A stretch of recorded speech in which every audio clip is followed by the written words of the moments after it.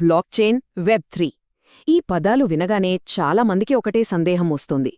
అసలు దీన్ని ఎవరూ కంట్రోల్ చెయ్యకపోతే మరి ఏది నిజం, ఏది అబద్ధం అని ఎవరు చెప్తారు? అంటే ఒక బాస్ లేని సిస్టంలో నిర్ణయాలు ఎలా తీసుకుంటారు? రండి, ఈరోజు ఆ రహస్యమేంటో చూద్దాం. ఎలాంటి ప్రశ్న మనసులో వచ్చిందంటే కరెక్ట్ పాయింట్ పట్టుకున్నట్టే లెక్క. ఎందుకంటే ఈ కన్ఫ్యూజనే లర్నింగ్లో ఫస్ట్ స్టెప్. సరే, ఈ పెద్ద ప్రశ్నకు సమాధానం దొరకాలంటే మనమొక చిన్న కథలోకి వెళ్ళాలి. అవును, ఈ కాంప్లెక్స్ టెక్నాలజీని సింపుల్గా అర్థం చేసుకోవాలంటే ఒక చిన్న ఊరికదే కరెక్ట్. ఈ స్టోరీ వింటే బ్లాక్చైన్ వెనుకున్న అసలు ఐడియా ఎంత సింపులో మనకే తెలిసిపోతుంది. ఒక చిన్న ప్రశాంతమైన గ్రామం. ఆ ఊరి వాళ్లకి ఒక ప్రత్యేకమైన అలవాటుంది. వాళ్ల లావాదేవీలన్నీ, అంటే డబ్బు ఇచ్చిపుచ్చుకోవడాలన్నీ ఒక స్పెషల్ పద్ధతిలో రాసుకుంటారు. ఆ ఊరి స్పెషాలిటీ ఏంటంటే వాళ్ల లావాదేవీలన్నీ ఒకే ఒక పెద్ద పుస్తకంలో రాస్తారు. అయితే ఇక్కడే ఒక ట్విస్ట్ ఉంది. ఆ పుస్తకం ఒక్కరి దగ్గరే ఉండదు. దాని కాపీ ఊళ్ళో ఉన్న ప్రతి ఒక్కరి దగ్గర ఉంటుంది. అచ్చం అదే కాపీ. టెక్నికల్గా చెప్పాలంటే దీన్నే మనం డిస్ట్రిబ్యూటెడ్ లెడ్జర్ అంటాం. అంటే అందరి దగ్గర ఉన్న ఒకే లెక్కల పుస్తకం అన్నమాట. ఇక్కడ రూల్స్ చాలా సింపుల్. ఏ చిన్న ట్రాన్సాక్షన్ జరిగినా సరే అది అందరి పుస్తకాల్లోనూ పబ్లిక్గా రాసేయాలి. ఎందుకంటే వాళ్ల గోల్ ఒకటే, అవినీతికి ఛాన్సే ఇవ్వకూడదు. Zero corruption. అంతా ఇలా సాఫీగా సాగిపోతున్నప్పుడు రాజు అనే ఒకతను ఈ సిస్టమ్ను మోసం చేద్దామని చూస్తాడు.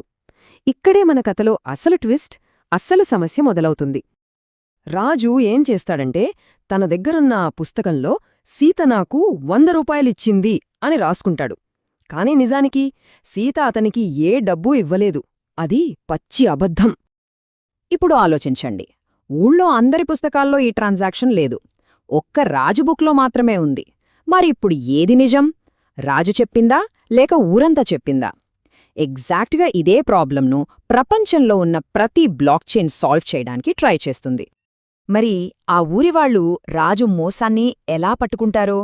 ఇక్కడే మన కథలోకి అసలు హీరో ఎంట్రీ ఇస్తాడు. దాని పేరే కన్సెన్సస్ మెకానిజం. ఇది సింపుల్గా చెప్పాలంటే సిస్టమ్ను కాపాడే ఒక రూల్ బుక్. అసలు ఈ కన్సెన్సస్ మెకానిజం అంటే ఏంటి? చాలా సింపుల్. నెట్వర్క్లో ఉన్న అందరూ కలిసి ఏది కరెక్ట్ ట్రాన్సాక్షనో ఏది కాదో తేల్చుకోవడానికి ఒప్పుకున్న కొన్ని రూల్స్. అందర్నీ ఒకే మాట మీదకి తీసుకొచ్చే ఒక పద్ధతి, అంతే. సో ఈ నమ్మకాన్ని బిల్డ్ చేసే ప్రాసెసే ఇక్కడ కీలకం. ఇదే రాజులాంటి చీటర్స్ను ఆపుతుంది, మొత్తం సిస్టమ్ను ట్రాన్స్పరెంట్గా, హానెస్ట్గా ఉంచుతుంది. సరే, అందరూ ఒకే మాట మీదకు రావడానికి, అంటే ఈ కన్సెన్సస్ సాధించడానికి చాలా పద్ధతులున్నాయి. వాటిలో చాలా ముఖ్యమైనది, ఇంకా చెప్పాలంటే మొదటిది ప్రూఫ్ ఆఫ్ వర్క్. మరి మన ఊరు వాళ్ళు ఈ రూల్ని ఎలా వాడొచ్చో చూద్దామా? ప్రూఫ్ ఆఫ్ వర్క్ ఎలా పనిచేస్తుందంటే మైనర్స్ అని ఉంటారు. అంటే చాలా పవర్ఫుల్ కంప్యూటర్స్ ఉన్నవాళ్లన్నమాట. వీళ్ళందరూ ఒక కష్టమైన మ్యాథ్స్ పజిల్ సాల్వ్ చేయడానికి పోటీ పడతారు. ఎవరు ఫస్ట్ ఆ పజిల్ను సాల్వ్ చేస్తారో వాళ్లకే నెక్స్ట్ ట్రాన్సాక్షన్లు కన్ఫర్మ్ చేసే ఛాన్స్ వస్తుంది. వాళ్ళు చేసిన ఈ పనికి రివార్డ్గా వాళ్ళకి కొంచెం క్రిప్టో దొరుకుతుంది. సో ఇక్కడ పాయింట్ ఏంటంటే ప్రూఫ్ ఆఫ్ వర్క్ అంటే కష్టపడి పనిచేయడం ద్వారా సెక్యూరిటీని సాధించడం. అందుకే బిట్కాయిన్ దీన్నే వాడుతోంది. ఇది చాలా అంటే చాలా సెక్యూర్. కానీ దీనికి 2 పెద్ద మైనస్లున్నాయి. ఒకటి, ఇది చాలా స్లో. రెండోది, దీనికి విపరీతమైన కరెంట్ అవసరం. ప్రూఫ్ ఆఫ్ వర్క్లో ఉన్న ఈ సమస్యల వల్లే ఒక కొత్త, ఇంకా చెప్పాలంటే ఒక బెటర్ సిస్టమ్ను కనిపెట్టారు. అదే ప్రూఫ్ ఆఫ్ స్టేక్. ఇది పూర్తిగా డిఫరెంట్ అప్రోచ్. ఇక్కడ కష్టమైన పజిల్స్ గట్రా ఏమీ ఉండవు. దానికి బదులుగా వాలిడేటర్స్ అనేవాళ్లు తమ స్వంత క్రిప్టోను సిస్టంలో ఒక పందెంలా పెడతారు. వాళ్ళు నిజాయితీగా ట్రాన్సాక్షన్స్ను కన్ఫర్మ్ చేస్తే రివార్డ్ వస్తుంది. కానీ ఒకవేళ రాజులా మోసం చేద్దామని చూశారనుకోండి, వాళ్ళు పందెంగా పెట్టిన డబ్బు మొత్తం పోతుంది. అంత పెద్ద రిస్క్ ఎవరు తీసుకుంటారు చెప్పండి? తీసుకోరు. అదే దీని వెనుకున్న సెక్యూరిటీ. సెప్టెంబర్ 2022. ఈ డేట్ చాలా ఇంపార్టెంట్. ఎందుకంటే ప్రపంచంలోనే రెండో అతిపెద్ద బ్లాక్చైన్ అయిన ఇథీరియం ఒక హిస్టారిక్ స్టెప్ తీసుకుంది. అది ప్రూఫ్ ఆఫ్ వర్క్ నుంచి పూర్తిగా ప్రూఫ్ ఆఫ్ స్టేక్కి షిఫ్ట్ అయింది. దీనివల్ల ఏమైందో తెలుసా? దాని పవర్ కన్జంప్షన్ 99.95% పడిపోయింది. ఇది టెక్ వరల్డ్లో ఒక పెద్ద విప్లవం లాంటిది. అంటే ప్రూఫ్ ఆఫ్ స్టేక్ అంటే ఏంటి? మోసం చేస్తే భారీగా నష్టపోతామనే రిస్క్తో వచ్చే సెక్యూరిటీ.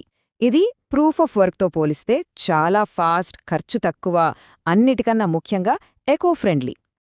సరే, ఈ రెండింటినీ పక్కపక్కన పెట్టి చూస్తే మనకు క్లియర్గా అర్థమవుతుంది. చూడండి, ఒకవైపు ప్రూఫ్ ఆఫ్ వర్క్. ఇది కష్టమైన పజిల్స్ సాల్వ్ చేయటం మీద నడుస్తుంది. బిట్కాయిన్ లాంటి వాటికి ఇది ఐరన్ క్లాడ్ సెక్యూరిటీ ఇస్తుంది, కానీ చాలా స్లో, ఇంకా విపరీతమైన పవర్ వాడేస్తుంది. మరోవైపు ప్రూఫ్ ఆఫ్ స్టేక్. ఇది తెలివైన పద్ధతి. సొంత డబ్బును పణంగా పెట్టి నిజాయితీని కాపాడుతుంది. అందుకే ఎథీరియం లాంటివి చాలా ఫాస్ట్గా, ఎకో ఫ్రెండ్లీగా ఉంటున్నాయి. అంటే వాళ్ళు పజిల్స్ సాల్వ్ చేసినా లేక డబ్బును పంద్యంలో పెట్టినా ఈ రెండు పద్ధతుల ఫైనల్ గోల్ మాత్రం ఒకటే: రాజులాంటి మోసగాళ్లను ఆపడం, ఏది నిజమో తేల్చడం, ఇంకా మొత్తం సిస్టమ్ను నిజాయితీగా, ట్రాన్స్పరెంట్గా నడిపించడం. ఓకే, ఇప్పటిదాకా నెట్వర్క్ ఎలా సెక్యూర్డ్గా ఉంటుందో మనకొక ఐడియా వచ్చింది. బావుంది. కానీ ఆ నెట్వర్క్లో మన డబ్బుల సంగతేంటి? మనం సంపాదించిన క్రిప్టోని ఎక్కడ పెట్టుకోవాలి? అసలు ఈ వాలెట్స్ అంటే ఏంటి? వాటి కీజ్ ఎవరి కంట్రోల్లో ఉంటాయి? ఇదొక పెద్ద ప్రశ్న. దీనికి సమాధానం మన నెక్స్ట్ సెషన్లో చూద్దాం.